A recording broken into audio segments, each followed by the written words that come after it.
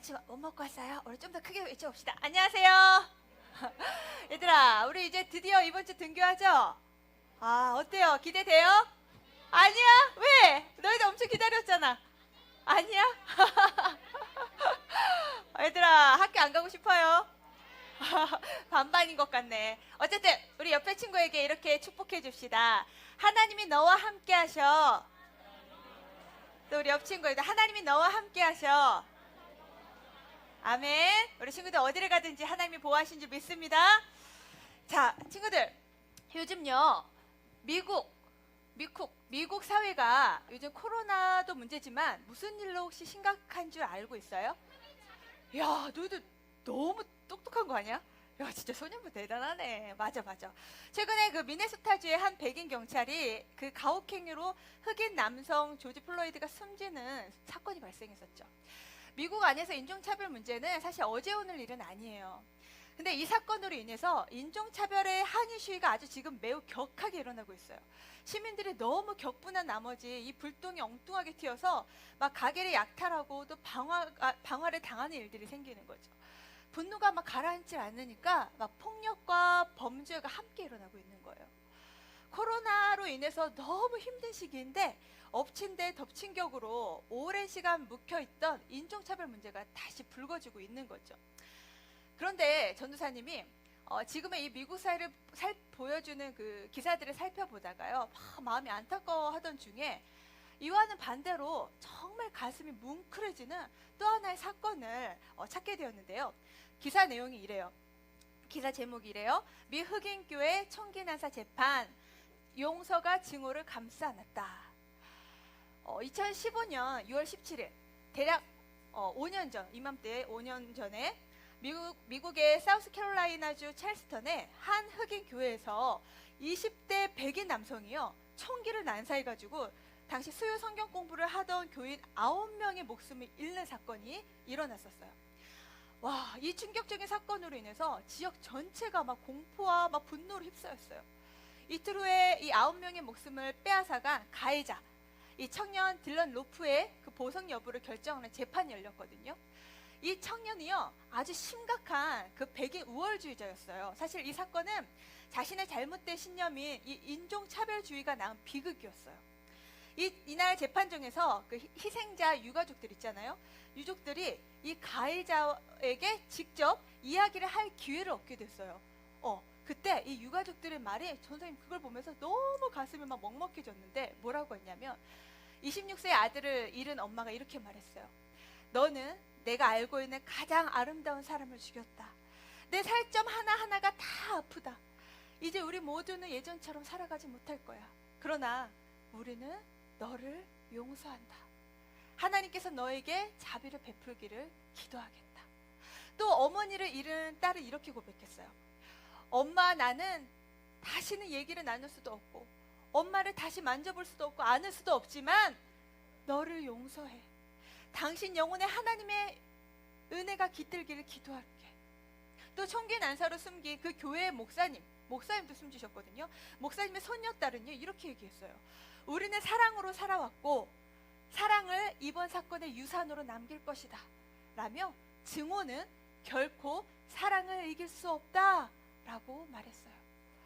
가해자 딜런 로프는요, 유가족들에게 엄청난 폭언을, 막 분노의 욕을 들을 걸 예상했던 거와는 달리 이 용서의 메시지를 전하는 가족들의 말들을 들으면서요, 처음에 무표정했던 그 얼굴에 잠시 놀라는 기색이 스쳤다고 해요. 이 유족들은 이날 재판정에서 범인을 원망하기보다는 회개하고 하나님께 돌아오라고 외치면서 용서의 메시지를 전해 주위 사람들을 깜짝 놀라게 했어요. 이에 신문 언론사 중에 뉴욕타임스는요, 이 사건을 두고 범행이 벌어졌던 수요 성경 공부 시간에 연속인 것처럼 느껴졌다 라면서 폭력이나 슬픔에 굴복하지 않는 신앙의 힘을 보여줬다, 이런 기사를 실었어요. 그리고 당시 미국의 대통령 누구죠? 5년 전, 그렇지, 오바마 대통령이 이렇게 얘기했어요. 유가족들의 용서는 상상할 수도 없는 신앙의 표현이다, 이렇게 감탄을 했죠. 이후로 미국 전역에요, 희생자들을 추모하는 집회가 열리기 시작했어요. 총기 난사 사건이 일어난 이 흑인 교회에서는요, 신자들이 다 성도들을 모아서 손에 손을 이렇게 맞잡고 서로를 잡고 노래를 불렀다고 해요. 우린 하나야. 우린 승리할 거야. 이러면서요. 그리고 이 집회는요, 폭력 시위가 아니라 용서와 화합과 정의를 외치는 그런 집회였다고 해요. 친구들, 이 흑인과 백인이 서로 손잡고 있는 거 보여요? 뭘 의미하는 걸까? 백인 우월주의자가 흑인 9분의 소중한 사람을 죽였는데 이거 뭐 의미하는 걸까요? 바로 용서죠. 이를 인해서 이렇게 서로 손을 맞잡는 이런 집회들이 있다는 거예요. 친구들, 이 유가족들은요, 어떻게 이렇게 무참히 자신의 가족을 죽인 원수를 직접 바라보면서 어떻게 이렇게 용서의 말을 할 수가 있었던 걸까요? 뉴욕 타임스에서 표현한 대로 이 재판정의 상황은요, 마치 범행이 벌어졌던 그 수요 성경 공부 시간의 연속인 것처럼 느껴졌다라고 한 것처럼, 친구들 무슨 말이에요? 유가족들은요, 평소에 예수님이 가르쳐 주신 대로 성경이 나온 그대로 실천한 거예요. 과연 그 말씀이 무엇이었을까요? 우리 다 같이 마태복음 18장 35절을 읽어보도록 하겠습니다. 말씀 어디 갔죠?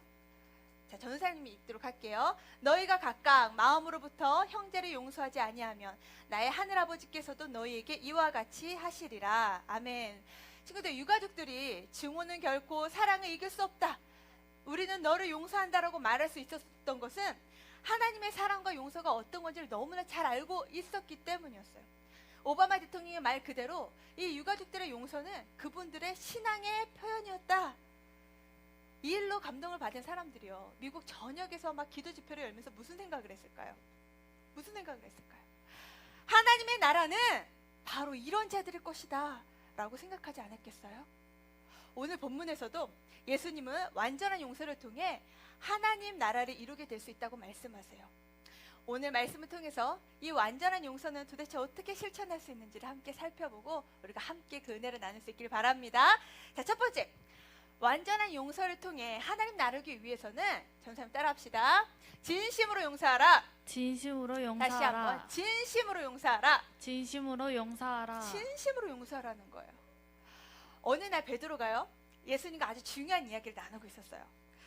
그것은요, 교회가 하나님의 말씀의 기준을 따라 잘못을 저지른 사람을 책망하거나 또 용서할 수 있는 권한이 있다는 내용이었어요. 그때 늘 궁금증이 많은 베드로가 예수님께 질문을 합니다. 우리 질문의 내용 21절 말씀 같이 한번 읽어볼게요. 시작!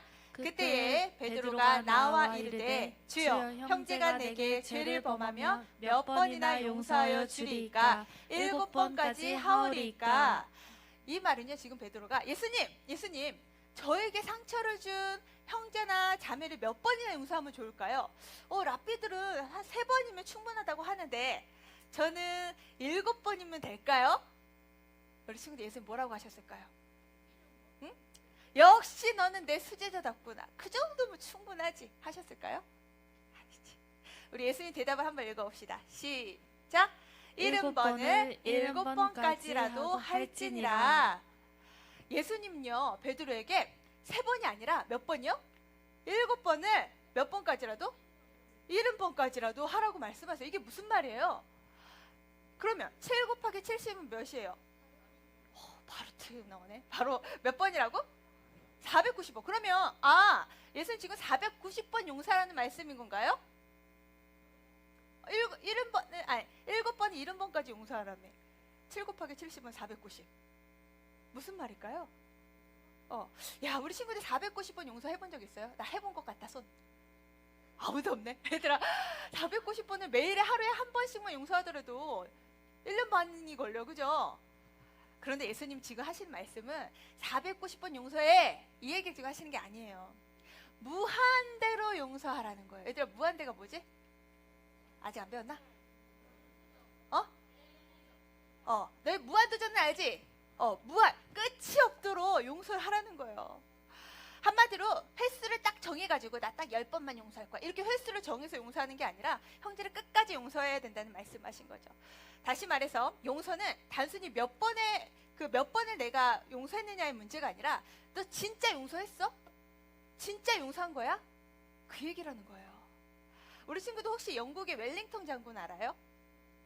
하는 친구 있네. 이 장군은 그 너희들 잘 아는 나폴레옹을 격파할 정도로 아주 유명하고 존경받는 그런 장군이었거든요. 근데 이 장군 밑에 얼마나 많은 부하들이 있었겠어요, 그죠? 근데 이 수많은 부하들 중에 아주 유별나게 이 장군의 속을 막 썩이는 그런 부하가 하나 있었어요. 그 다른 군인들의 사기를 막 떨어뜨리는 부하가 있었는데 걸핏하면 부대를 막 뛰쳐나가는 거야. 이런 사람 뭐라고 하지? 탈영병이라고 하잖아. 탈영병이 있었던 거야. 그때마다 장군은 막 여러 명의 군인들을 막 모아가지고 그 탈영병을 막 찾아내느라고 아주 바빴어요. 그리고는 또 이 계속 탈영하면 안 되니까 군대에서 탈영하면 큰일 나거든. 그래서 여러 가지 징계를 내려보기도 하고 심지어 정신 차리라고 감옥까지 보내줬는데도 이 못된 버릇이 고쳐지질 않는 거예요. 그래서 이거 도대체 안 되겠다. 그래서 장군들이 이제 그 탑들이 다 모였어. 장군들이 모여가지고 심각한 회의를 하기 시작했어요. 모든 군인들의 사기를 꺼뜨리고 또 분위기를 망가뜨린 이 부하를 더 이상은 내버려둘 수 없으니 군법에 따라, 군의 법에 따라 사형을 시켜야 된다는 결론이 나온 거예요. 그 밤에 이 웰링턴 장군은 막 잠이 들 수가 없었어. 자신의 부하인데. 그래서 한밤중에 너무 괴로워하고 있는데 이 한밤중에 갑자기 이 장군의 방을 찾아온 사람이 있었던 거예요. 누구일까요? 그 부하일까요?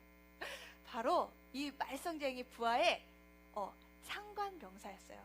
그 병사보다 더 높은 병사가 찾아온 거예요. 장군님은 군법에 따라 일을 다 하셨습니다. 그런데 장군님이 이 병사에게 아직 시도하지 않은 딱 한 가지 일이 있습니다. 장군이 좀 어이가 없었지만 이 병사의 얘기를 끝까지 들어보기로 했어요. 그러면 자네는 그게 뭐라고 생각하는가? 병사가 뭐라고 했을까요? 장군님, 그것은 용서입니다.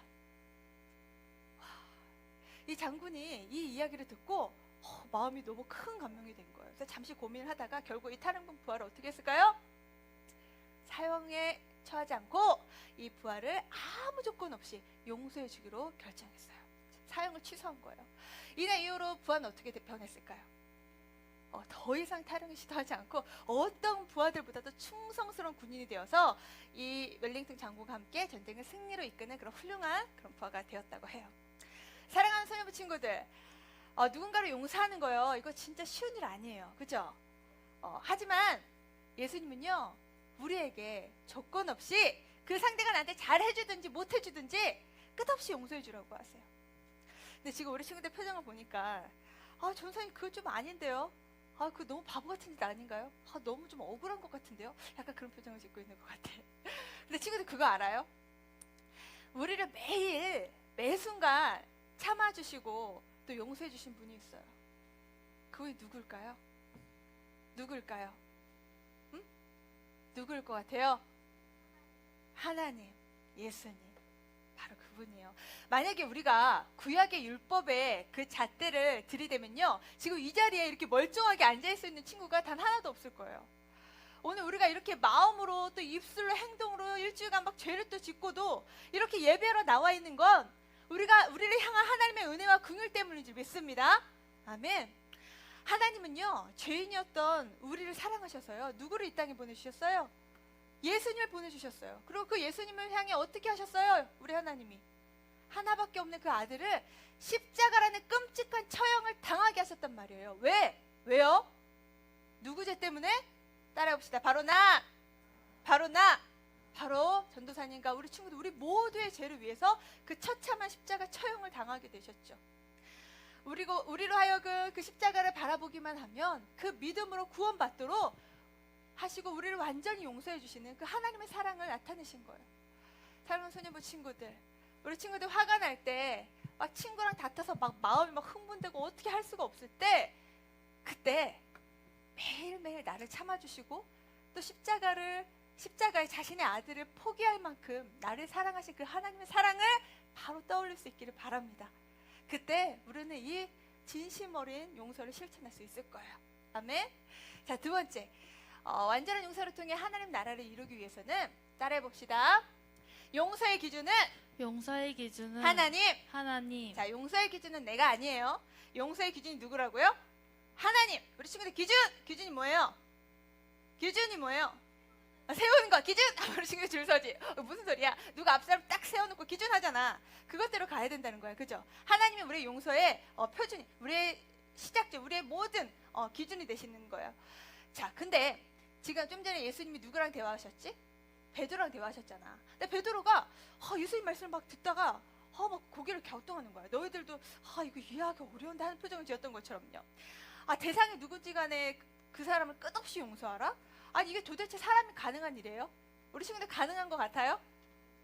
저는 솔직히 말하면 가능하기가 쉽지 않아 보여요. 역시나 베드로도 이해하기가 어려웠어요. 그런데 우리 예수님은 베드로가 이해하기 쉽게 이 무한대의 용서가 어떻게 가능한지 한 가지 비유, 이야기를 통해서 이 완전한 용서가 가능함을 보여주셨어요. 자, 옛날 어느 나라에 돈을 무려 1만 달란트, 우리 친구들 1만 달란트가 지금의 어느 정도 되는 돈인 줄 알아요? 얼마 정도 될 것 같아? 1억? 10억? 뭐라고? 1000억? 맞아. 이 지금 1만 달란트는요 거의 몇십 조 단위야. 와, 뭔 소리예요? 내가 아무리 열심히 일해도 내 평생 열심히 일해도 갚을 수가 없는 돈이라는 거지. 하여튼 이 어마어마한 돈을 임금님한테 빌려 쓴 사람이 있었어요. 그런데 한 달, 두 달의 시간이 지나도 이 어마어마한 돈을 갚지 못하자 임금님이 이 사람을 불러냈어요. 그리고 임금님은 이 사람을 보자 막 큰 소리로 야단을 치기 시작했죠. 네 이놈! 내가 가진 전부를 팔아서라도 내 돈을 갚도록 하여라. 뭐 아내와 뭐 아이들 살림할 거 없이 다 팔아가지고 지금 당장 갚으라고 재촉하고 있는 거예요. 그러자 이 돈을 빌린 사람이요 막 엉엉 울면서 막 엎드려가지고 애원을 하기 시작했어요. 임금님 조금만 참아주십시오. 나중에 다 갚아드리겠습니다. 제발 저를 살려주세요. 애걸하는 모습을 본 이 임금님은요 너무 이 사람 또 딱한 거야. 또 너무 불쌍해 보이는 거야. 그래서요 이 임금이 호의를 베풀었는데 어떤 호의를 베풀었냐면 어떤 호의를 베풀었을까? 이 1만 달란트, 수십조에 달하는 이 1만 달란트의 그 돈을요 한 푼도 받지 않기로 한 거예요. 와, 대단하죠. 그러고는 이 사람을 순순히 집으로 돌려 보내주었어요. 이 빚진 사람은 너무 기뻐가지고요 이게 웬 행운이야 그러면서 덩실덩실 춤을 추면서 막 궁궐 밖으로 나가기 시작했어요. 너무 행복해서 막 콧노래를 부르면서 룰루랄라 하면서 막 집을 향하고 나가고 있는데 저 멀리서 누군가 다가오는데 어디서 많이 본 얼굴이야. 한 친구가 다가오는 거예요. 근데 놀랍게도 이 빚진 사람이 그 친구의 목소리를 확 잡더니 막 흔들면서 소리치는 거야. 야, 너 이놈 내 돈 당장 내놔. 내놓으란 말이야 하는 거예요. 이게 도대체 무슨 일이에요? 이 사람이 오래전에 이 친구한테 돈을 빌려줬어요. 지금 성경에서 표현은 100데나리온의 돈을 빌렸다고 해요. 그 1데나리온은 하루에 그 일꾼의 하루 삭슬 말에 하루 일해서 번 돈 한 10만 원 정도 되는데 그 10만 원이 100데나리온이니까 10 곱하기 100 하면 얼마야? 1000만 원 정도 되는 거야. 얘들아 수십조 하고 이 1000만 원하고 비교세요? 안 되죠. 근데 그거 안 갚았다고 목을 막 졸라대면서 막 하는 거야. 그러자 막 이 친구가 아이고 이보게 한 번만 용서해도 조금만 기다려주게 내 꼭 갚겠네. 근데요 이 친구가 끄떡도 하지 않는 거야. 너 안 되겠어. 너 혼 좀 나봐라. 그러더니 이 친구를 감옥에 가둬버렸어요. 그 1000만 원 다 갚을 때까지요. 이 소식을 막 지켜본 사람들이 너무 깜짝 놀란 거야. 아니 어떻게 저럴 수가 있지? 아니 자기는 임금님한테 그 많은 돈을 한 푼도 안 갚고 용서를 받았으면서 어떻게 자기 친구한테 저렇게 할 수가 있어? 어쩜 저렇게 은혜를 모를 수 있을까? 그러면서 주변 이웃 사람들이요 막 기가 막혀가지고 쯧쯧거리고 있는 거예요. 그러다가 그 중에 몇 명이 임금님한테 빡 달려가서 이 일을 빠짐없이 일러 바쳤어요. 이 이야기를 전해드린 임금이 어떻게 됐을까? 화가 머리 끝까지 났죠. 그리고 그 녀석을 지금 당장 데려오너라 하고 외쳤어요. 그리고는 이렇게 얘기해요. 네 이놈! 내가 그토록 간절히 부탁하기에 내 빚을 다 없애주었거늘 내가 내게 불쌍히 여긴 것처럼 너도 내 친구를 불쌍하게 여기는 것이 마땅하지 아니하냐 하면서 호통을 치면서요 이번에는요 그 사람의 돈을 다 갚을 때까지 이 빚진 사람을 죽을 때까지 감옥에 나오지 못하도록 감옥에 가둬버렸어요. 친구들, 이 1만 달란트 빚진 이 빚을 탕감받은 사람 이야기 들으니까 어때요? 우리 이런 사람들은 두고 사자성어로 뭐라고 하지? 못났다. 못났지. 사자 배은 망덕. 그렇지. 배웅만덕하지. 얘들아, 이 이야기에서요, 우리가 알아야 될 아주 중요한 용서의 기준이 있어요. 그게 뭔지 우리 함께 읽어보도록 합시다. 우리 5학년 친구 큰 소리로 시작! 이에 주인이 그를 불러다가 말하되 악한 종아, 내가 빌기에 내가 내 빚을 전부 탕감하여 주었거늘 내가 너를 불쌍히 여김과 같이 너도 내 동료를 불쌍히 여김이 마땅하지 아니하냐고. 자, 친구들, 친구를 용서하는 기준이 뭐라고 말씀하세요? 우리 빨간 글씨 같이 읽어봅시다. 시작! 내가 너를 불쌍히 여김과 같이. 이게 무슨 말이에요? 내가 너를 용서한 것 같이, 용서한 것처럼 너도 친구를 용서해 주어야 했다. 그대로. 이 말씀 지금 하고 계시는 거예요. 예수님은요, 하나님의 무조건적인 용서를 경험하는 그곳이 바로 하나님 나라라고 지금 이 비유를 통해서 우리에게 말씀하고 계시는 거예요. 근데 우리는 상대방을 용서한다고 말은 참 잘해요. 그런데 우리가 때로 잘못된 기준으로 친구를 용서하려고 할 때가 있어요. 사실 용서를 실패할 때가 많죠. 너 용서할게 말은 했는데 여전히 내 마음속에는 그 친구를 대한 막 증오심, 미움, 질투, 이걸 어떻게 갚아주지? 이런 마음이 남아있는 경우가 있어요, 없어요? 우리 형제들이 향해서도 많아요. 그래요. 용서는요, 근데 내가 기분이 좋으면 하고 기분이 안 좋으면 안 하고 뭐 이런 게 아니에요. 근데 친구들, 나에게 상처를 주고 잘못한 사람을 어떻게 우리는 구체적으로 용서할 수 있을까요? 예수님께 용서에 대한 가르침을 받은 베드로는요, 훗날 이 하나님 말씀에 베드로 전서라는 걸 써요. 자신의 편지를 쓰는데 그 편지에서 이 용서에 대한 구체적인 방법을 우리에게 알려주고 있어요. 자, 우리 베드로 전서 3장 8에서 9절을 우리 6학년 친구들 한번 읽어봅시다. 시작!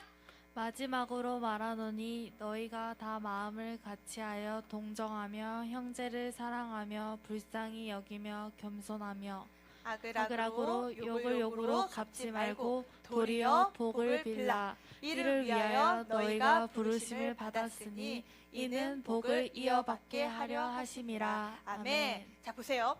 예수님께 직접 베드로야, 용서는 이런 것이다, 이게 바로 용서야 라고 직접 배운 베드로가 자신의 편지글에서 자신의 그 교회 성도들에게 알려주기 위한 이 용서의 구체적인 방법이 뭔지 우리가 보도록 합시다. 두 가지로 정리해 볼 수 있어요. 첫 번째, 전사님 따라해 봅시다. 마음을 같이 한다. 마음을 같이 한다. 마음을 같이 하는 거예요. 이거는 막 내 마음속에 나한테 상처를 준 저 사람을 향한 막 복수하고 싶은 마음, 안 갚음하려는 이 마음을 갖지 않는 거예요. 만약에 아직도 내 마음에 기회만 대봐, 그냥 내가 너 가만두지 않는 거야, 이렇게 복수심으로 가득 차 있다면 이미 내가 마음이 깨져버려 있는 거야.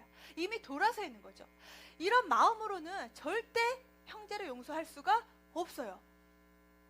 사랑하는 친구들, 우리 친구들 지금 혹시 마음이 서로 이렇게 돌아선 친구가 있나요?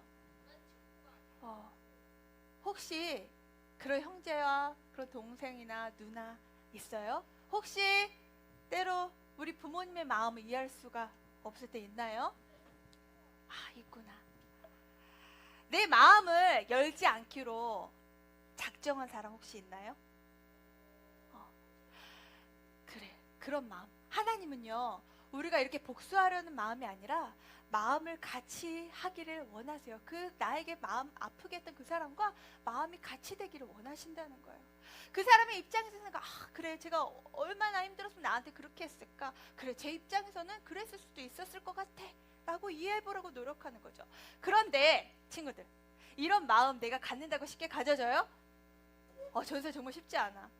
내가 이 마음 가져야지 하고 막 결단한다고 해서 가져지지 않더라고요. 무슨 말이에요? 우리는요, 하나님의 은혜와 긍휼이 너무나 필요한 사람들이에요. 그래서 이렇게 기도해야 돼.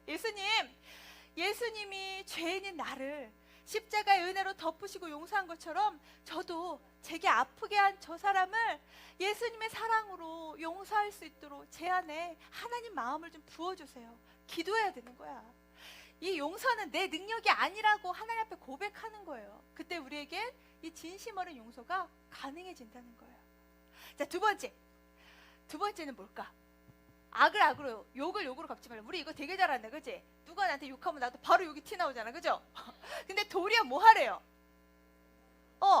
막 욕을 욕으로 갚지 말고 뭐 하라고? 도리어 복을 빌래요. 얘들아, 복은 무엇으로 빌지? 말로, 그지? 내 입술로 빌죠. 앞에랑 달라. 내가 욕을 들었어요? 그럼 똑같이 욕을 쓰는 게 아니라 욕을 들었어요? 그러면 내 입술에서 축복의 말이 나오게 하라는 거야. 와, 미친 거 아니야, 막 지금. 이게 어떻게 가능하냐고요, 그죠? 얘들아, 근데 잘 생각해봐요. 한 대 맞았으니 나도 똑같이 한 대 때려줄 거야. 이게 공평하지? 그러면 얘들아, 싸움이 끝나지든가요? 아니지. 오히려 더 막 싸움이 일어나죠. 얘들아, 싸움을 끝낼 수 있는 방법은요, 단 한 가지예요. 용서하는 거예요. 맞아. 누군가 한 사람이 먼저 용서하는 거야. 그래야 끝나. 아이고, 내가 참는다.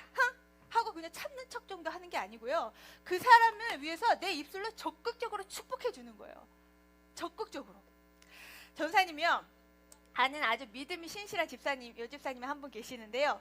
전사님 이분 아주 존경해요. 왜냐면 이 집사님은 남편이 자기를 너무 화나게 하는 일이 있을 때 이분이 꼭 하신 일이 있대요. 뭘까? 그게 뭘까? 집을 나간다? 뭐 할까? 청소를 한다? 설거지하다 접시를 깬다? 뭐 하실까? 기도를 한다? 비슷한데 더 구체적인 일을 하세요, 이분은. 남편한테 너무 시달려서 마음이 너무 속상할 때 이분이 하는 일이 뭐냐면, 뭘까? 이분은요, 남편이 너무 좋아하는 음식을 요리해 준대요. 너도 놀라지도 않네? 너 집안에서 도무지 있을 수 없는 일이니? 얘들아, 이분은요, 와, 남편이 너무 미울 때 도리어 이분을 위해서, 남편을 위해서 가장 맛있는 음식을 해준다는 거예요. 저는 그 얘기를 듣고, 와, 이분은 진짜 하나님의 기준대로 용서를 실천하시는 분이다라는 생각을 했어요. 솔직히 전사님은 남편을 너무 미우면요, 내일 아침 없어! 하고 이렇게 마음이 먹어질 때가 있거든요. 근데 지금 전사님 어떻게 할까요? 전사님 지금 어떻게 할까요? 남편이 너무 미울 때 어떻게 할 것 같아요? 어떻게 할 것 같아요? 답이 없어요? 이제는 전사님 어떻게 하냐면, 전사님 남편이 너무 미울 때, 남편에게 가서 뽀뽀를 쭉 합니다. 그러면 이상하게 전사님 마음도 풀리고 남편 마음도 풀리는 신기한 현상이 일어나요. 무슨 얘기예요? 원수를 향해서, 나를 마음에 아프게 하는 그 사람을 향해서요, 욕하거나 저주하는 말을 스탑! 그만두라는 거예요. 우리가 말만 그렇게 안 해도 여러 가지 문제가 해결이 돼. 오히려 적극적으로 상대방을 향해 축복해 주라는 거예요. 그때 마음의 문이 열리는 기적이 일어난대. 우리 옆에 친구를 축복합시다. 너를 축복해. 넌 정말 잘 될 거야. 얘들아, 베드로 사도는요, 이 용서라는 게 해도 되고 말고의 문제가 아니라고 단호하게 얘기합니다. 무슨 말이에요? 우리가요, 이 용서를 위해서 뭘 받았대요? 뭘 받았대요? 이거 아주 중요한 건데, 크게 시작. 부르심을 받았대. 뭐를 위해서요? 하나님이요, 우리를 이렇게 하나님 자녀로 불러주셨잖아요. 왜 불러주셨냐면, 우리를 누군가를 용서하는 사람으로 세우시려고 우리를 부르셨다는 거예요. 그러면 내가 기분이 좋으면 용서하고 말고 이런 게 아니라는 거야. 반드시 용서를 하도록 하나님 우리를 부르셨다는 거예요. 얘들아, 우리는요, 하나님께 받은 축복을 모든 사람에게, 심지어 내 원수까지도, 나를 힘들게 하는 그 사람에게까지도 전하기 위해, 이 축복을 전하기 위해 태어난 사람이라고 말해요. 우리 맨날 당신은 사랑받기 위해, 그래, 나는 사랑받기 때문에 나는 사랑받아야 돼. 우리 맨날 그 생각만 하고 있는데, 사랑받기 위해서도 태어났지만 용서를 하기 위해서 우리가 태어났다라는 사실이에요. 아멘? 얘들아, 너희들 아브라함 기억나요? 아브라함 기억나요? 하나님이 아브라함을 어느 날 갑자기 부르셔서 내가 널 복이 되게 할 거야, 이렇게 아브라함을 부르셨잖아, 그죠? 거기서 복이 되게 한다는 그 말은 뭐냐면 이런 얘기야. 승현아, 내가 너를 통해 도준이를 축복할 거야, 이런 말씀을 하시는 거야. 뭔 말인지 알겠어? 무슨 얘기인지 알겠어요? 주혜야, 너를 통해 내가 예준이를 축복할 거야. 이게 지금 우리를 축복으로 불러주셨다는 의미인 거야. 알겠어요? 얘들아, 너희들 이제 학교 가잖아. 학교 가면, 물론 지금 이제 학교 가보면 알겠지만 다 마스크 쓰고 말도 서로 못하게 선생님 하실 거거든요. 근데 또 이제 어느 순간 이게 풀리고 친구들하고 친해지다 보면 싸움 또 일어나죠? 그런데 너희들은 이 학교에 가서 학교에 부르심 받은 건 너희들이 어떤 그런 싸움을 일으키는 일으키는 주체가 아니라 용서하고 화평케 하는 주체로 하나님 부르셨다는 거야. 너희는 그렇게 위대한 존재야. 아멘. 얘들아, 우리 이제요 이 세상에 나가서, 그리고 특별히 내 가정 안에서 이 용서를 진심으로 실천할 수 있길 바랍니다. 아멘. 얘들아, 누군가 이런 말 남겼어요. 잘 들어봐. 남을 미워하는 순간 그 사람의 노예가 된다. 다시요. 남을 미워하는 순간 누구의 노예가 된다고요? 그 사람의 노예가 된다. 누군가를 미워하잖아요. 그때 내 마음과 생각과 모든 에너지가 그 사람에게 이 부정적으로 쏟게 되어지는 거예요. 결국 미움이 오래가면 망가지는 건 누구예요? 나 자신이라는 거야. 그래서 우리 주님은요 이 진심의 용서, 완전한 용서, 그리고 하나님의 기준대로 하는 이 용서를 우리에게 실천하도록 우리에게 말씀하고 계시는 거예요. 사랑하는 소녀부 친구들, 이제 가정에서나 학교에서나 교회에서나 어디서나 나에게 베풀어 주신 그 완전한 용서를 이제는 우리도 실천할 수 있길 바랍니다. 아직은 자신이 없지만 하나님 주신 그 능력으로 할 수 있다고 소망하는 친구들 다 같이 아멘 합시다. 아멘. 우리 다 같이